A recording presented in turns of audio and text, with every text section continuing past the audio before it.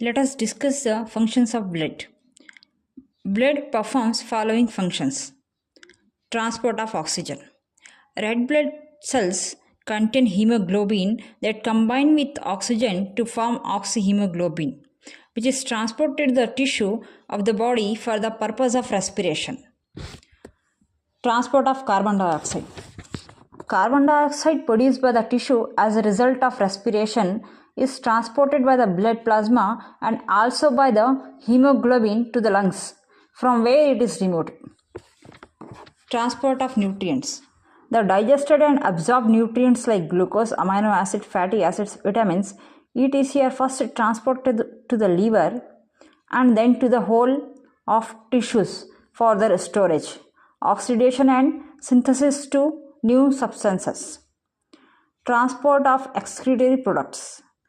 Nitrogen waste like ammonia, urea and uric acid of the body are transported to the kidneys by the blood, from where they are eliminated.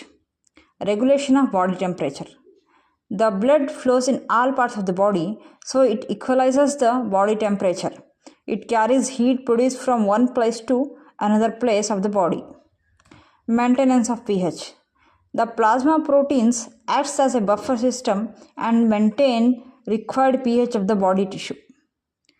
Transport of hormones. The plasma of blood transport various hormones from one region to another and brings about the coordination in the working of body. Water balance. The blood maintains water balance at constant level by distributing uniformly over the body.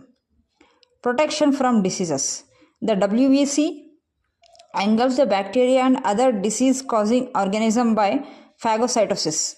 The lymphocytes produce antibodies against the invading antigens. Clotting of blood. Blood forms a clot at the site of injury, thus preventing further loss of blood.